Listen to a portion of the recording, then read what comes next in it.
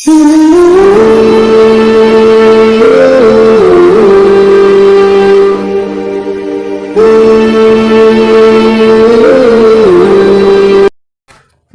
व नुसल्ली अला रसूलिहिल करीम अम्मा बाद फ़अऊज़ु बिल्लाहि मिनश शैतानिर रजीम बिस्मिल्लाहिर रहमानिर रहीम अस्सलामु अलैकुम व रहमतुल्लाहि व बरकातुहू।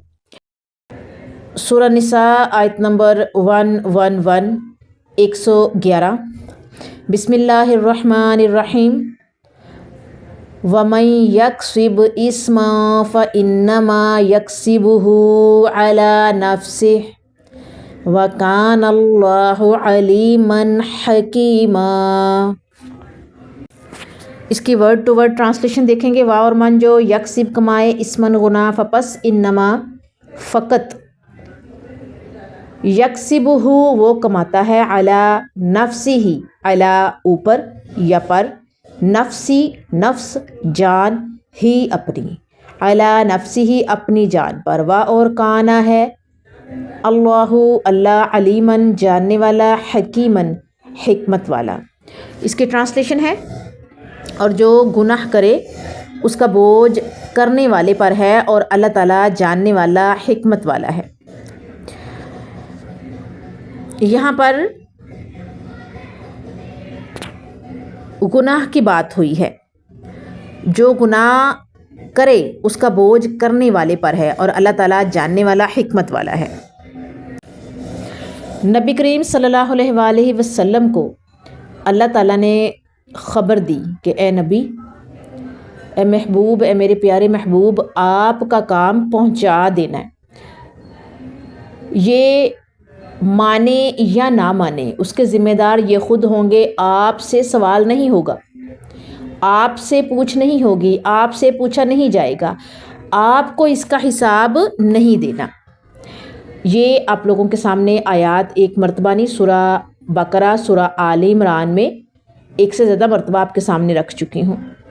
अब यहाँ पर है कि जो गुनाह करे उसका बोझ करने वाले पर है।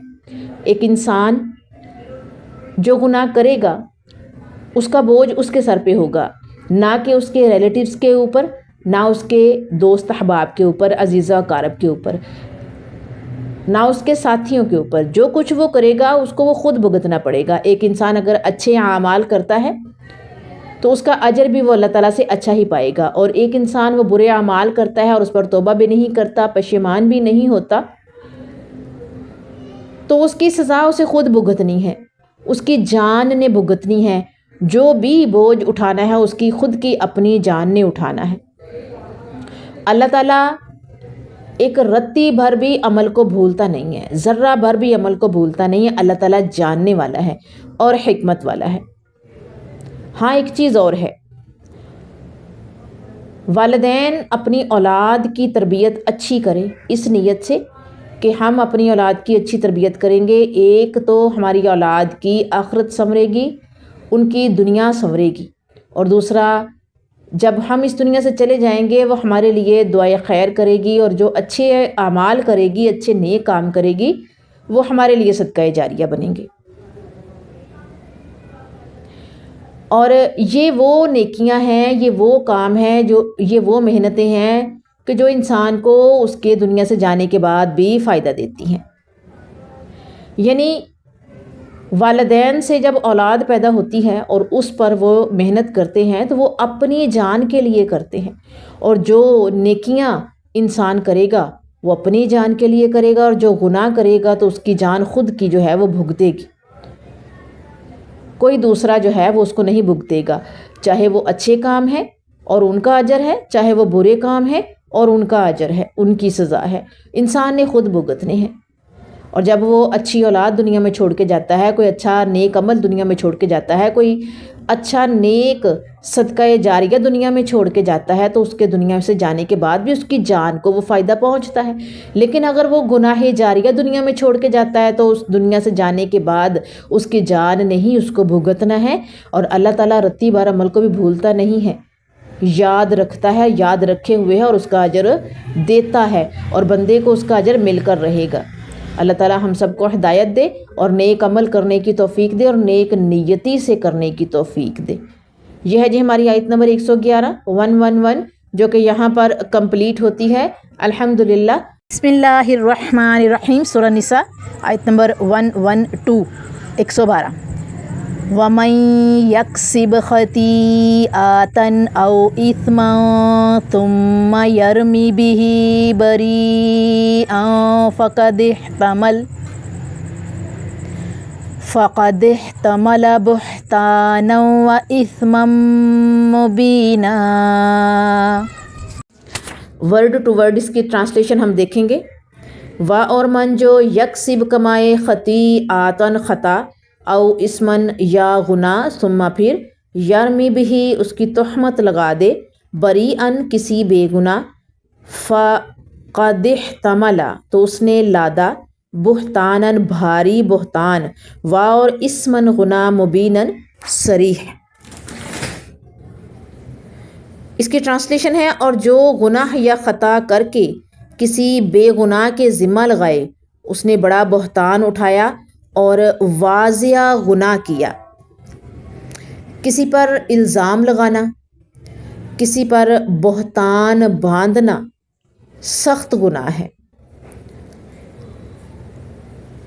جس طرح سے اللہ تعالیٰ نے کہا ہے کہ میرے ساتھ شرک نہ کرنا، میں وہ کبھی بھی معاف نہیں کروں گا، اسی طرح سے اللہ نے یہ بھی کہا ہے کہ مجھ پر بہتان نہ باندھنا، یعنی ایسا کام جو میں نے کرنے کا حکم نہیں دیا اسے مجھ سے منسوب کرنا کہ میں نے حکم دیا ہے، یہ مجھ پر بہتان باندھنے کے مترادف ہوگا۔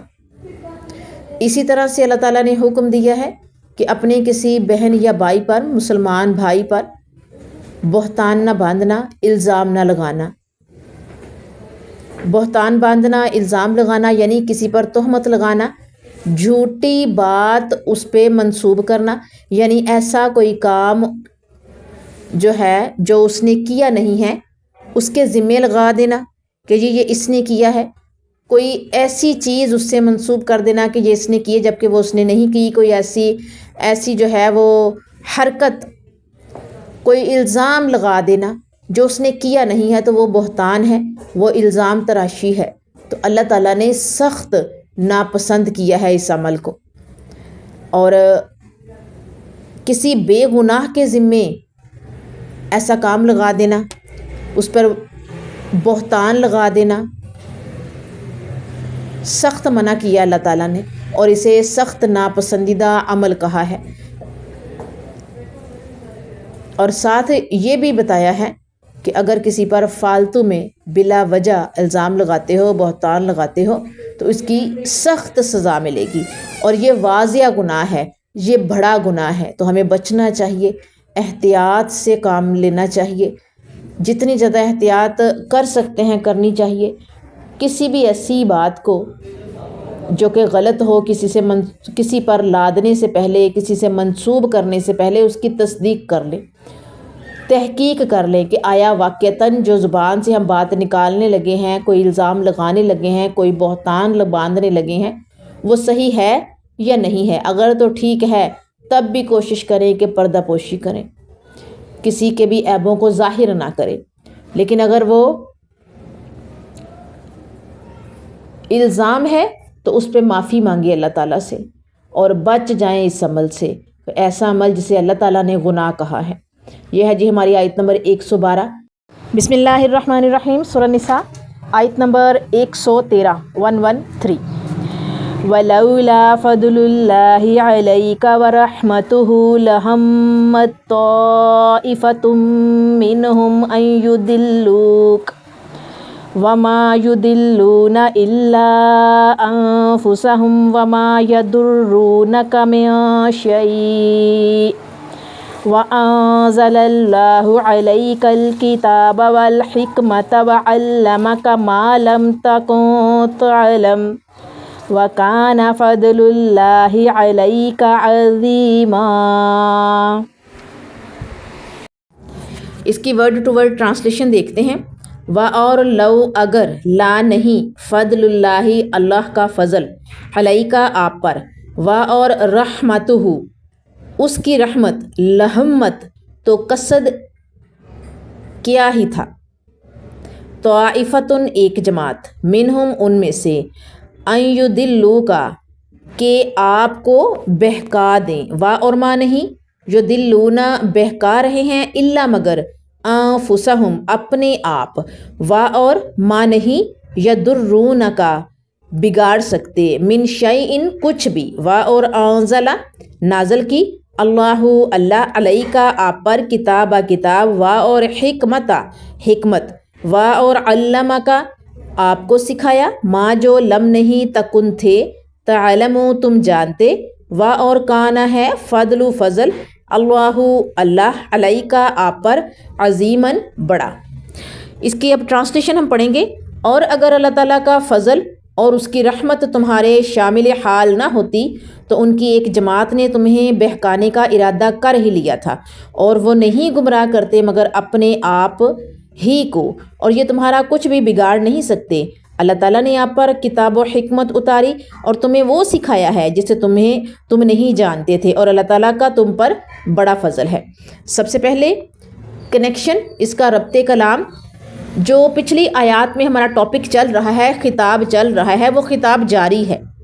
پہلے بیان ہونے والے واقعہ کی طرف اشارہ کرتے ہوئے فرمایا ہے کہ اے پیغمبر، اگر اللہ تعالیٰ کا آپ پر فضل و کرم نہ ہوتا تو ان میں سے ایک گروہ نے آپ کو عدل و انصاف کے راستے سے ہٹا دینے کا پکا منصوبہ بنا لیا تھا، آپ کو ہٹا دینے کا پکا منصوبہ بنایا تھا. اگر آپ ان کی مرضی کے مطابق فیصلہ صادر فرما دیتے تو اس سے آپ کی سیرت پر حرف گیری ہوتی اور عدل و انصاف کا ترازو جھک جاتا.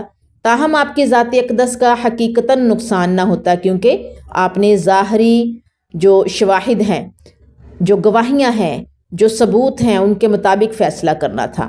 معلوم ہوا کہ اگر جج سے غلط معلومات اور جھوٹی شہادتوں کے ذریعے ناحق فیصلہ کروایا جائے تو وہ عند اللہ گنہگار نہیں ہوگا، یعنی جو جج ہے وہ گنہگار نہیں ہوگا اللہ کے نزدیک، کیونکہ اس نے جو بھی سنا، دیکھا، جو معلومات اس کو فراہم کی گئی، جو معلومات اس کو اس تک پہنچائی گئی، جو گواہیاں دی گئی، جو شہادتیں اس کے آگے رکھی گئیں، اسی کے حساب سے جج نے فیصلہ سنا دیا. البتہ آدمی کو شعوری اور لاشعوری طور پر ہونے والے گناہوں کی اللہ تعالیٰ سے معافی مانگتے رہنا چاہیے، جیسا کہ جو اوپر کی آیت میں رسول اللہ صلی اللہ علیہ وآلہ وسلم کو حکم دیا گیا. لیکن سچ کو جھوٹ بنانے اور دوسروں پر الزام لگانے والے مجرم دنیا اور آخرت میں ضرور نقصان اٹھائیں گے. اللہ تعالیٰ نے آپ کو بروقت اس واقعے کی حقیقت بتائی اور کتاب و حکمت عطا فرما کر وہ کچھ سکھلا دیا جو آپ اس سے پہلے نہیں جانتے تھے.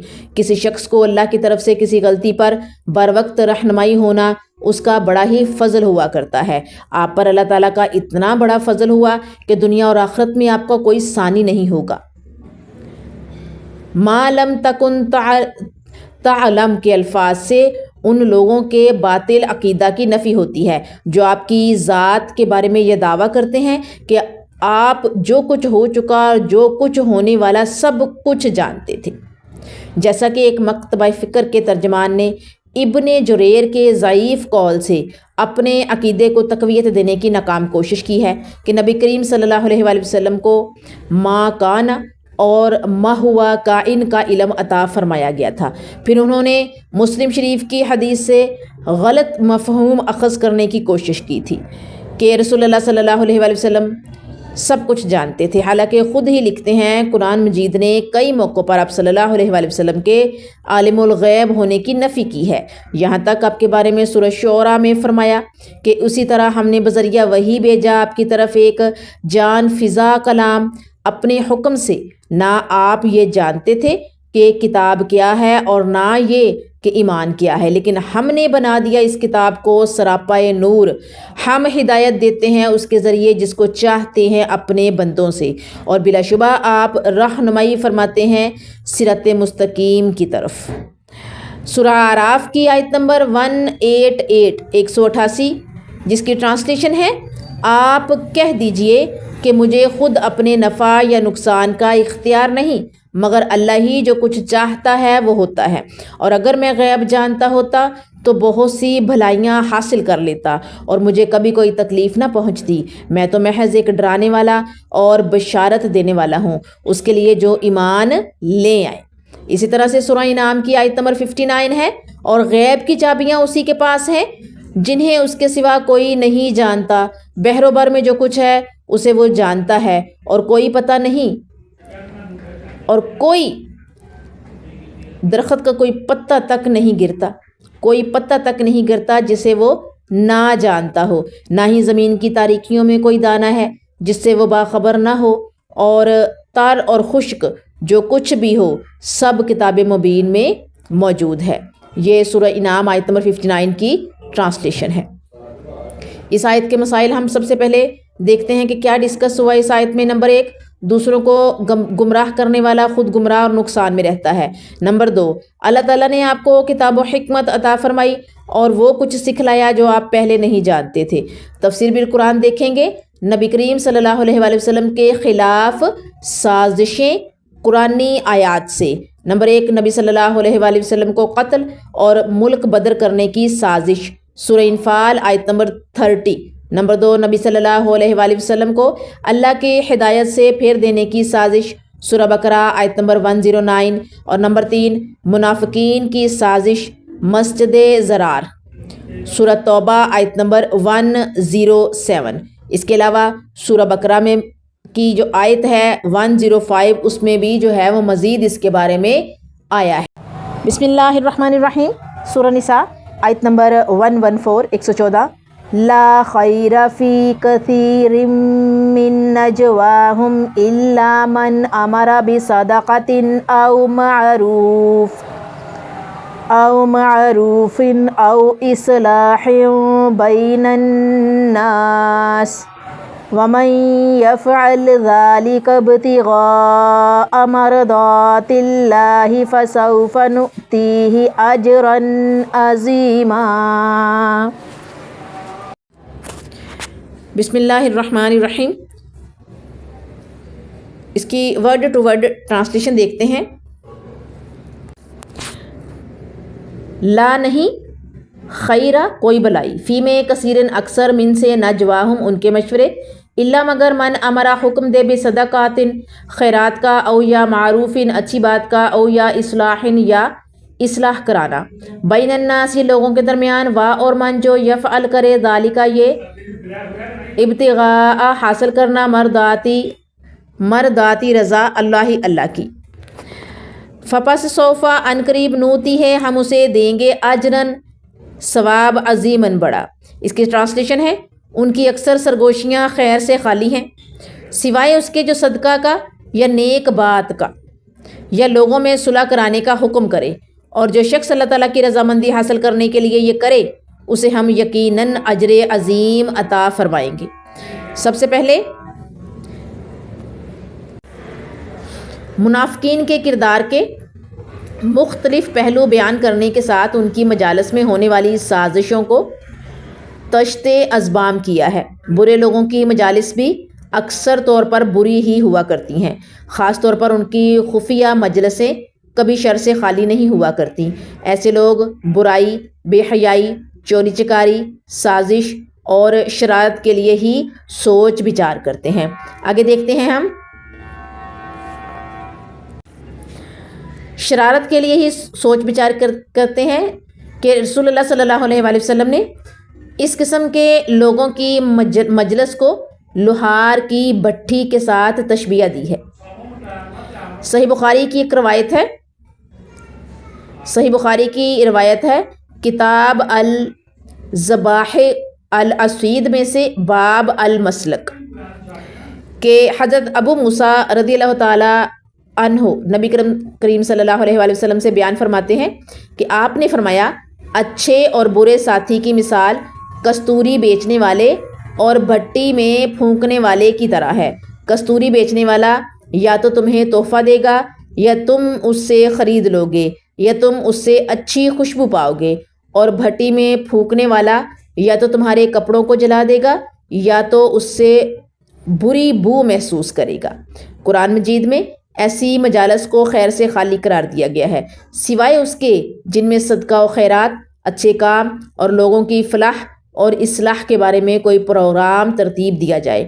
دوسرے لفظوں میں اس آیت میں باہم مل بیٹھنے اور مجالس کی غرض و غائیت کا اشارہ دیا ہے کہ برے لوگوں کو مل کر سازش اور شرارت کے منصوبے بنانے کی بجائے نیکی اور خیر کے پروگرام ترتیب دینے چاہیے۔ یہ پروگرام محض نمود و نمائش کے لیے نہیں بلکہ ان کے پیچھے اللہ تعالیٰ کی رضا اور خوشنودی مطلوب ہونی چاہیے۔ رسول اللہ صلی اللہ علیہ وآلہ وسلم نے ایک موقع پر چوراہوں میں بیٹھنے سے منع فرمایا تو صحابہ اکرام رضی اللہ تعالیٰ عنہ نے سماجی اور معاشرتی مجبوریوں کا ذکر کیا۔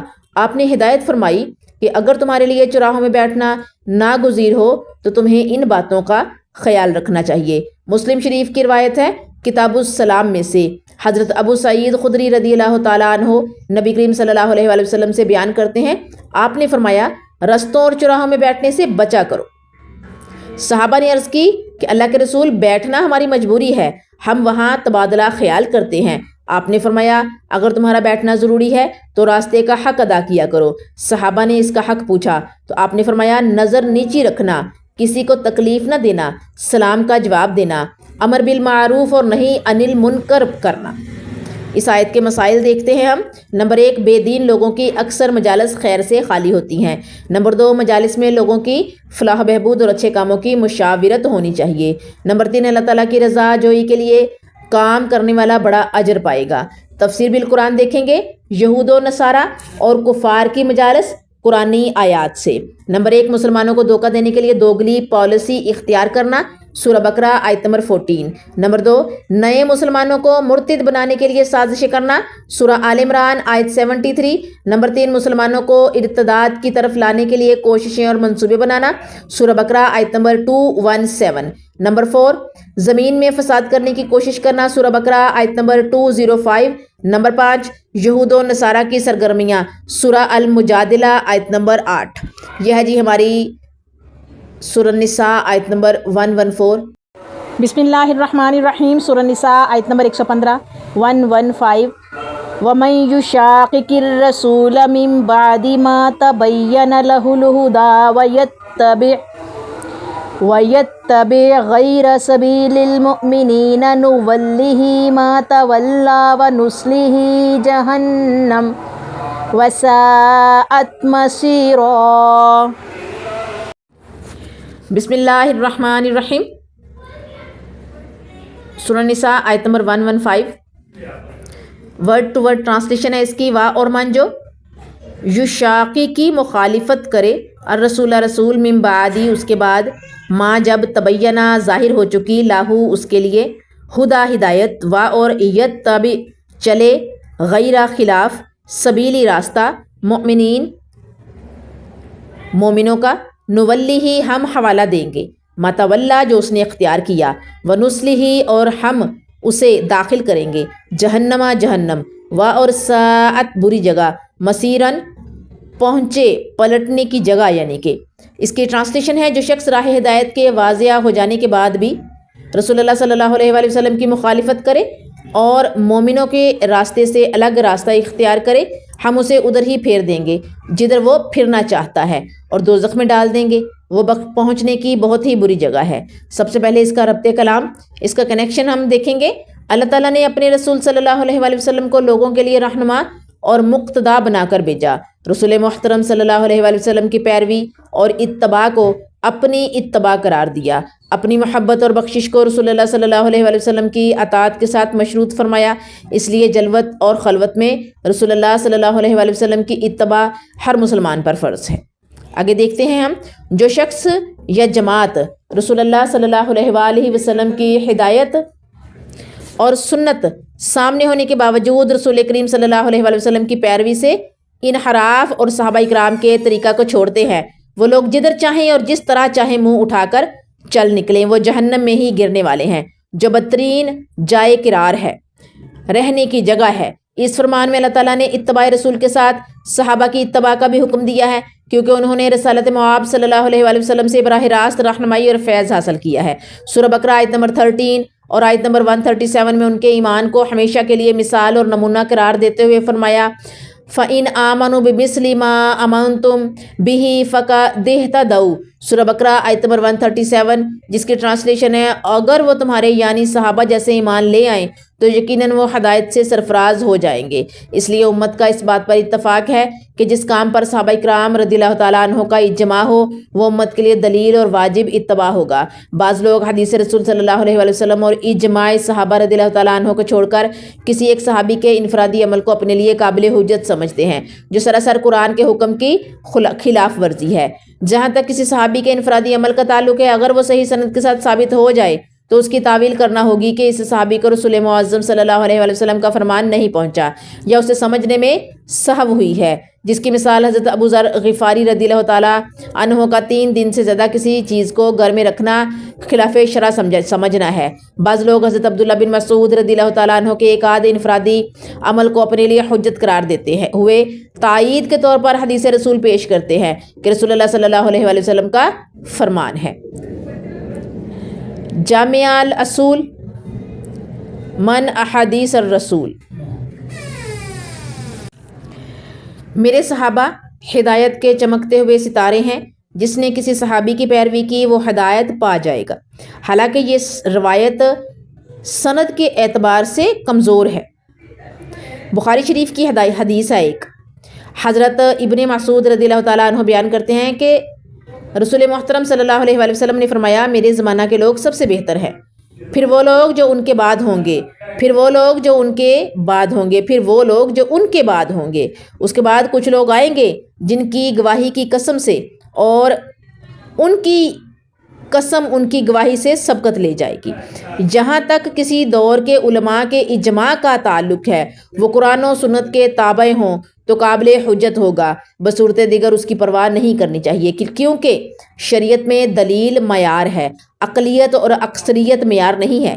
लिहाजा सहाबा का इज्तिमाई तर्ज़ फ़िक्र और अमल उम्मत के लिए हुज्जत है। सूरह फातिहा के आखिरी कलमात इसी रास्ते की निशानदही करते हैं।